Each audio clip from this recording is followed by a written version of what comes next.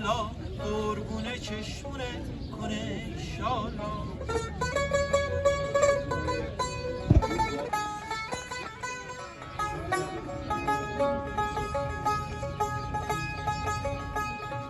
زاهدی به میخانه سرخ روز می دیدن، زاهدی به میخانه سرخ روز می دیدن، گفتمش مبارک باد بر تو این مسلمانی.